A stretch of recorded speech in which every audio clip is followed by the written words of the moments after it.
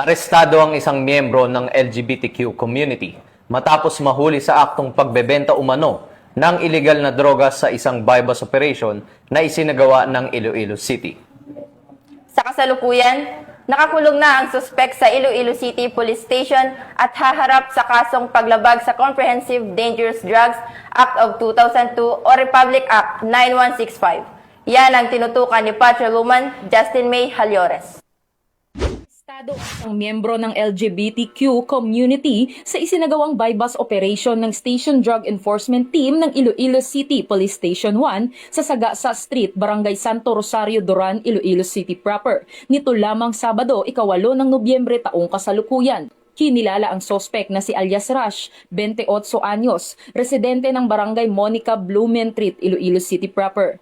Ayon kay Police Captain Melchor Tolentino, officer in charge ng ICPS-1, ilang linggo nilang minanmanan ang galaw ng sospek bago isinagawa ang matagumpay na operasyon. Lumabas sa investigasyon na si alias Rush ay nagbebenta di umano ng iligal na droga sa mga customer sa paligid ng city proper maging sa mga lugar na malapit sa fishing port area. Sa mismong operasyon, positibo na nakabili ang mga operatiba ng isang sachet ng hinihinalang shabu gamit ang 1,000 pesos na marked money. Nang kapkapan, nakumpiska pa sa kanya ang 5 sachet ng hinihinalang shabu na nakalagay sa loob ng kaha ng posporo. Humigit kumulang 5 gramo ang kabuuang bigat ng nakumpiskang suspected shabu na may halagang tinatayang 34,000 pesos.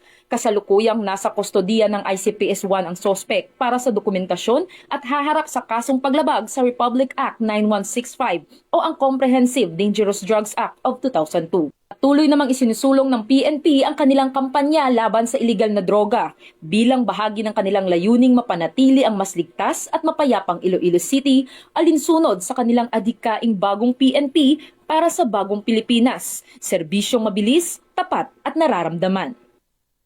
Mula rito sa Western Visayas, ako ang inyong PNN correspondent Patrolwoman Justin May Halyores, alagad ng batas, tagataguyod ng balitang pulis.